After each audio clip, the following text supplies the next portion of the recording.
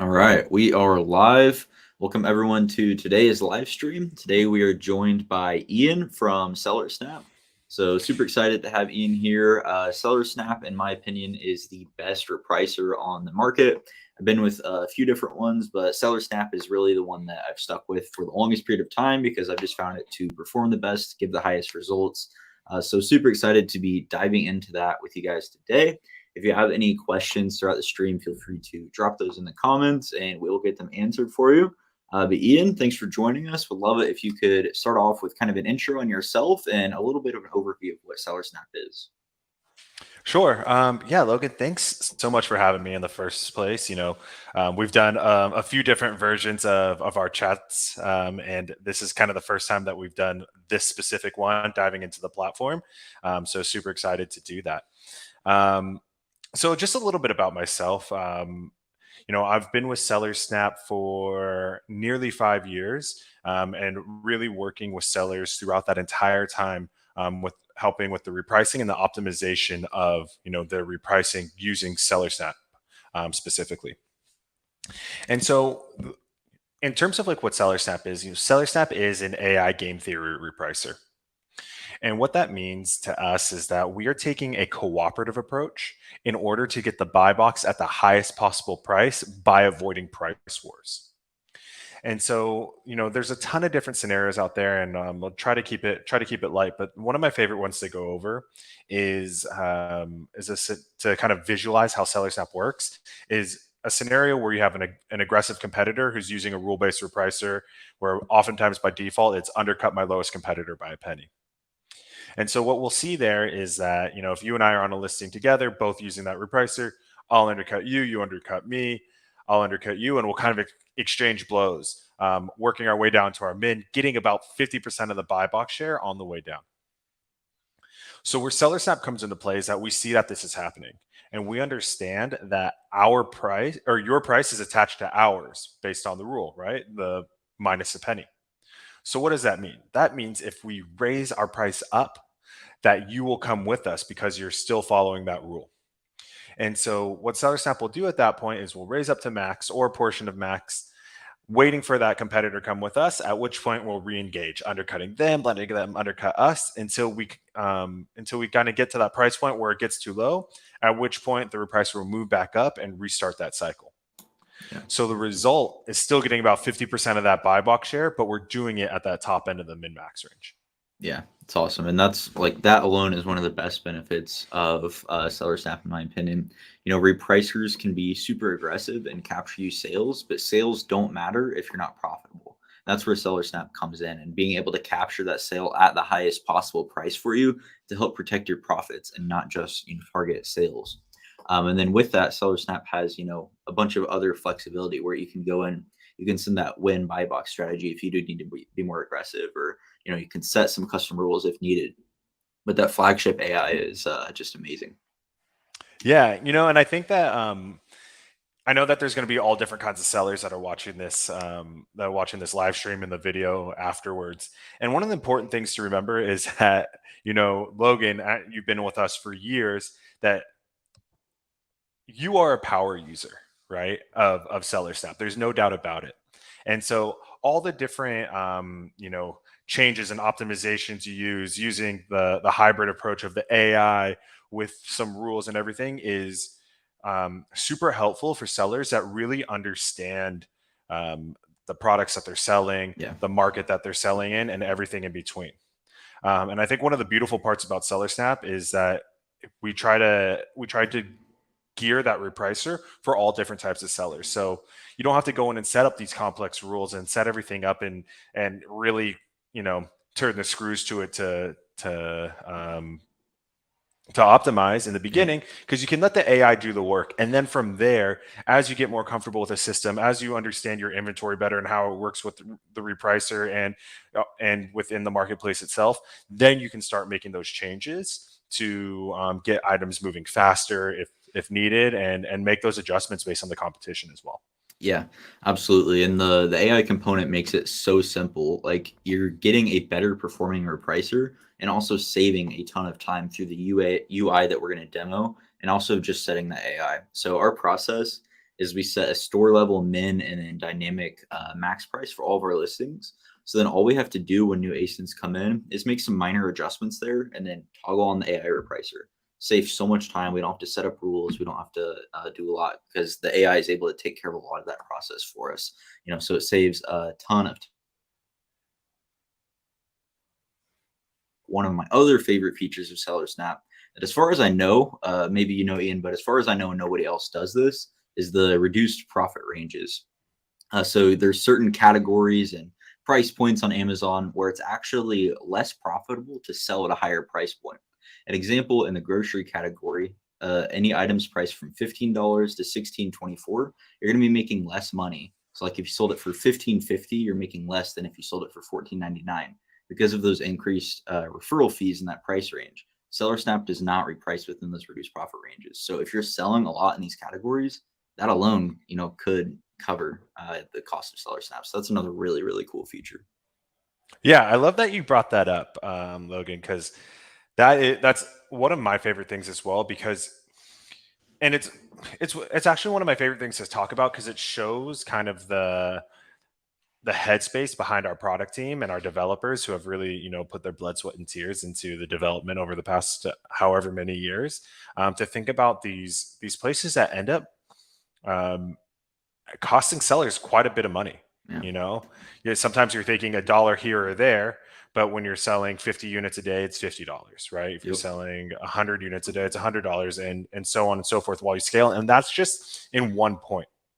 And so we have sellers of all different sizes who are all affected by the same problem. So I'd love that you love that feature because it is one that also sits kind of near and dear to my heart. Yeah, it's awesome. Just it's really just like a icing on the cake. Another great benefit that Seller Snap offers. So guys, again, if you have any questions throughout the stream, feel free to drop those in the chat. We'll get them answered for you. But Ian, I'd love it if we could go ahead and dive into screen share. I'll add your screen here, and then we can kind of demo the UI so that the viewers can see really just how awesome the user interface that you guys have is. Yeah, absolutely. And I'll preface this walkthrough, this demo, with saying that when we're talking about repricing algorithms and AI and all that kind of things, it's not super tangible. And so I always find it funny that we often dive into demos and things like that, trying to get a feel for the repricer, but essentially that's not what we're doing. We're getting a feel for the added value of the repricer. So the main thing that I will say, and we'll talk about this at the end, is that there are always opportunities to test out different services, and we are no different. And so if you haven't used Seller Snap, come and try us. But if you're new to the game, try out all the different I encourage you to try out different repricers to figure out what is the best fit for your specific business. But I'll jump into the demo a little bit. And the main thing that we should remember is that this is a demo environment, a lot of dummy data here. So some of the things might seem weird, but the functionality is all there. So I'll try to be quick and concise with everything that we go over. But essentially, when you log into Seller Snap, you get brought directly to this page. This is our what we call the overview page. The overview page is just that. It gives you a macro level view of what's going on in your store. Your ordered items, revenue, profit over the past 7 or 30 days, depending on how you want to look at it. And then also the number of listings you have, the split between FBA, FBM, how many items are being repriced versus not being repriced. And so it provides an opportunity to say, hey, how am I doing today? Because ideally, we're not always jumping into every single tool that we have to use because we have a lot of things on our plates. And so, but when we do jump in, we want to grab our answers as quickly as possible so we can decide what are my action points for today. But generally, the majority of the work is done on this second tab here, which is our listings table. Our listings table at the top has the different aggregations of data. A lot of the same stuff, the revenue, the ordered items, buy box share. For the sellers that decide to integrate with one of our partners like Inventory Lab or bring in their costs from a different place, we're also able to calculate things like profit and profit margin, ROI as well, after you make a sale. And so this is a really great place to keep an eye on as you interact with SellerSnap's platform, because as you filter, as you search for specific SKUs and listings, all these aggregations at the top change, so you can get a really quick view of what you're looking at. As I scroll down, we get into the listings table, kind of the nitty gritty, and I am going to go quickly over some of the options that you have here, so we can still have a little bit of time to dive into the table itself. But you'll notice that we have a search bar at the top where you can search based on ASIN, title, SKU, tags, things like that, and then we have our filtering option, as well as our our date range and our custom date range features. So 7 days, 30 days, custom date range. And so this is really important because oftentimes when we are looking at different listings, we need to compare it to different time periods. So if you're a new seller on the platform, one of the things that you might do is, after the first 7 days, I would want to look at the 7 day date range by default to see how am I doing compared to the 7 days that I wasn't with SellerSnap. And so you'll notice that if you scroll over on the listings table, we have these columns like total revenue, where the top value is the current period that we're looking at, and the bottom value is the previous period. And so if we were to change to 30 days, it would be the same thing. So it'd give us an opportunity to say, hey, how is this item doing compared to the last time period? And oftentimes you'll see jumps because maybe the repricer is performing better. Maybe you dropped a min price. Maybe you just added a bunch of items to inventory that you didn't have previously. And these are all reasons. And so the idea is that we give you that information so you can eventually come to those conclusions yourself. So that's kind of on this left side, right above the listings table. On the right side, you have the options to look at the different types of listing states, anything that's active, out of stock, deactivated, and archived is anything that we had originally brought into SellerSnap, but you might have deleted from Seller Central, and now it doesn't appear on the reports anymore, so we don't have anything to do with it. So we mark it as archive and put it aside, so you can always go back and kind of view those data and analytics later if needed. And then over here on the right side, we do have what's called something that's called save views. I'll go back to that a little bit later if we have time. But the most interesting parts here are the action buttons, where you can do your imports and exports. So again, if you're new to SellerSnap and you're coming over from a different repricer, oftentimes what we'll see sellers do is they'll grab a CSV export from their old repricer. They'll make sure that in that CSV file, the column headers align for their costs, mins, and maxes, let's say, and then they'll import it directly into SellerSnap to populate the fields here. And the reason why that's important is, so when let's say we had one listing, we want to make sure that the min and max on SellerSnap is the same as it was on my previous repricer, because we want to make sure that we're comparing apples to apples. I've seen a trillion times where sellers are using one of our many ways of calculating min and max, which I'll get into in just a sec, to calculate that min and max, where their whatever decision that they made for their business with the new feature, or with the min and max feature, is their min and max are now different from what they have in the previous platform. It's really hard to quantify, is SellerSnap making a positive impact on my store? So when you are moving over, importing those mins and maxes is kind of a pro tip during that onboarding process. And the last thing I'll talk about before we dive into the listing level views is the columns function. You'll notice that we have that I scrolled through a bunch of columns and that were visible, but we also have a whole slew of columns that are hidden as well. And so there's a ton of different data points that you can use and select, move over to visible, and use in the listings table in order to answer those important questions about your stores. And the reason why I love to go here during talks like this is because sometimes sellers see this and they're like, oh yeah, that's really cool. And then they completely forget about it forever, until they're like, hey, I wish you had a column that has my store name or my velocity in the last 7 days. And we're like, well, we have it. It's here. And they're like, I knew it was there, but I totally forgot. So something to kind of keep in your back pocket as you click through the platform.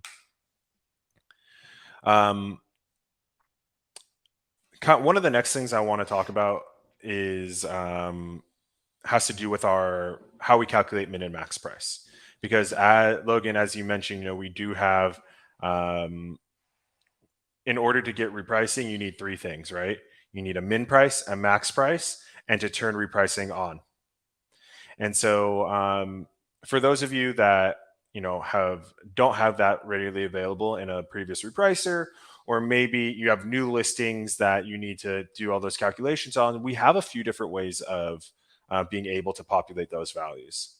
One of the easiest ways to visualize is through our listings editor. So you'll notice in the title column, you have this little green box. You go ahead and you click on it, and then you have the listings editor where you can input your cost, the markup that you're looking for, and then it will automatically calculate the listed price based on relevant Amazon fees, your referral fees, and your costs. And you'll notice that on the right, on the specific categories, you'll be able to see those fees on the right hand side and check out those reduced profit ranges as Logan spoke about earlier. You can see one here on this Arm & Hammer product right here. And so that's one of the ways that you can do it if you're just doing one or two listings kind of on the fly. You need to visualize how the costs work out. This is a really great way to do it. But we do have an automation that lives within our store settings. So you click Settings and Store Settings. You go to the Min and Max tab, and we have a feature that's called Auto Adjust. And once that's turned on, you can use our tiered markup strategies, which is exactly what we spoke about before. We set that min and max markup based on cost. So for example, this is a 20% markup. That means if you had a $10 item that you say that I want to make $2, I want 20% markup, meaning I want to make $2 on the item, then we take into account all the fees and create that min price for you. One of the features that Logan also spoke about in the beginning is our dynamic max price. And so if you don't want to set a max price based off of your cost of goods, you can use a dynamic max price where we will set a max price based on a bunch of different factors, including your costs, your min price, the buy box price, the highest competitor on the listing, what else is in there? The last price that you sold at, the highest price that you sold at recently, things like that.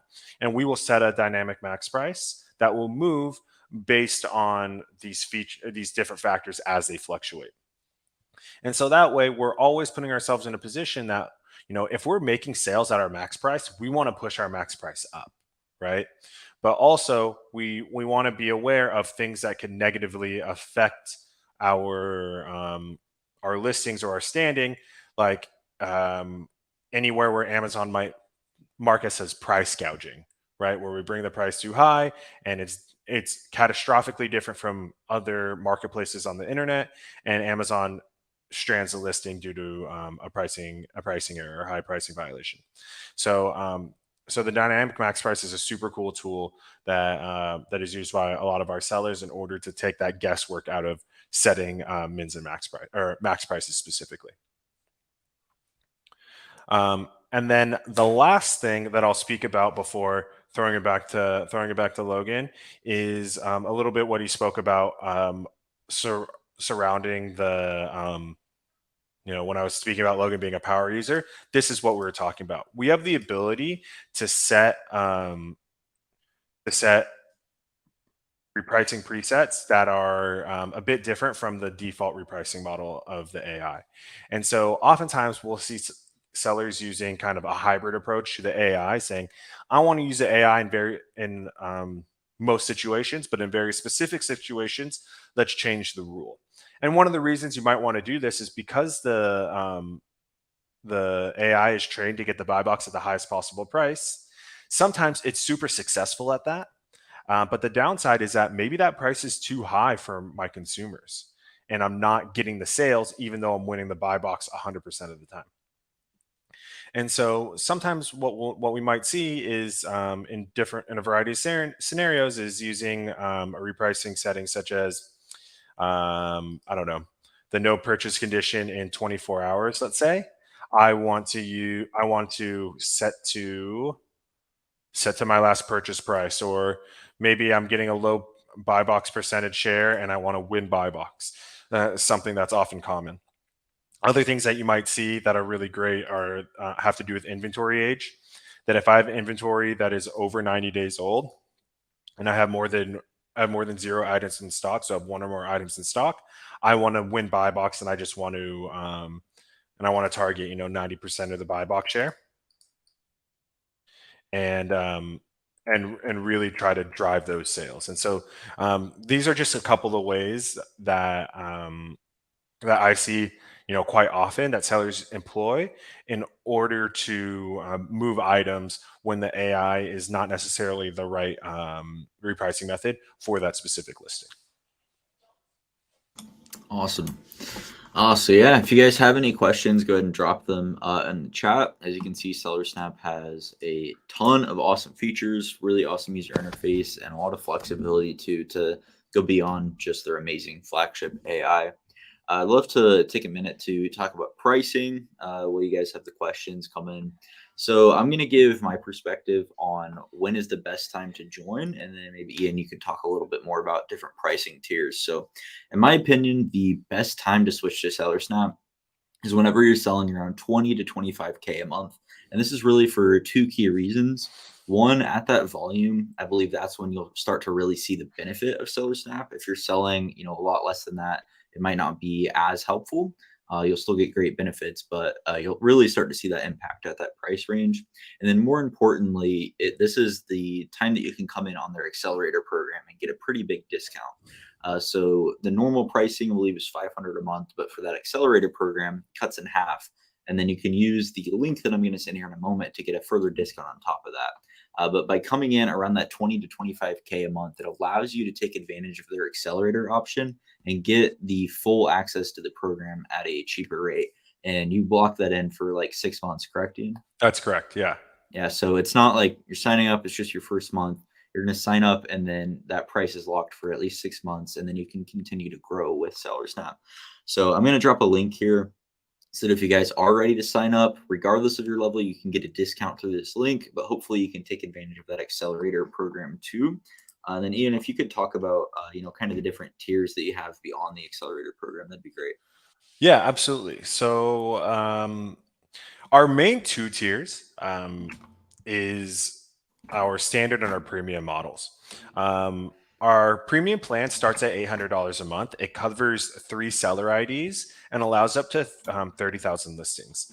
And so this is generally for more seasoned sellers that have a bit larger businesses. Also, the sellers that might have a North American account and then a European selling account, for example. And so that's our premium model. It comes with a few extra features such as replenishment recommendation, returns data, a bunch of extra filters as well. But the majority of that the upgrade comes from those extra listings and those extra seller IDs. Our standard plan is where the bulk of our sellers live, which is $500 a month, which covers 1 seller ID and up to 15,000 listings. And so, as Logan mentioned, in that plan, you get the Amazon Repricer, AI Repricer. You get the all the data that you saw in the listings table and the tools such as RPR, auto adjust, and the presets. And so for sellers that are above the $25,000 mark a month, because that is our cutoff for the accelerator program, that is the place where we see the majority of those users. And I want to just add on something that Logan had mentioned a bit earlier about why that $20,000, $25,000 mark is super important, is because generally at that time we see that sellers are a bit deeper in inventory, right? Your business is already rolling, you have cash coming in, coming out, and you're able to buy more inventory in order to sell more and then get that cash flow and then buy more. And so because that's really the name of the game. And so I think that it's not that Seller Snap doesn't work on smaller stores, but it's more that the more listings that you have and the more inventory that you have, the more opportunity it provides to have Seller Snap to have a positive effect, because not every single listing you that you list is going to be a winner. Not everything is going to sell. Not everything is going to have you know, healthy competition, right? Because if you're an FBA seller on a single listing and you have 20, 30 competitors, all FBA, all at the same price, it's a really crowded listing and a really difficult one to work with, even as seller step. And so sometimes you got to shift focus from that one and understand that that's kind of a write-off, and you're going to liquidate that and then move on to the things that are actually going to make you help you make money. And that's kind of the name of the game. It's not putting all your eggs in one basket, but kind of spreading the love in that way. So just going back to the original question, we have the three main tiers. Starting with premium, it starts at $800 a month, covers 3 seller IDs. Our standard, which covers 1 seller ID, and then our accelerator, which is actually only 1 storefront. So like if you're North America, it's only the US, and covers up to 1,000 listings. And again, be mindful of kind of where you're at, because we cap that revenue at $25,000. But then once you're in, we lock in that price for 6 months. Awesome. So yeah, guys, if you have any questions, we're going to go for just a couple more minutes. So be sure to send those. Definitely, if you want to sign up, they have a free trial. What is it, 2 weeks? Yeah, it's a 15-day free trial. No credit card 15-day free trial. So like there's no reason why you shouldn't sign up and just try it out. And I would recommend, once you're on the 20 to 25K a month, go through this link here and sign up for that accelerator program. Or if you're beyond, you can still get a discount through this link. But yeah, we'll go for about 1 more minute. If you guys do have any questions, please go ahead and send those, and we will get them answered for you.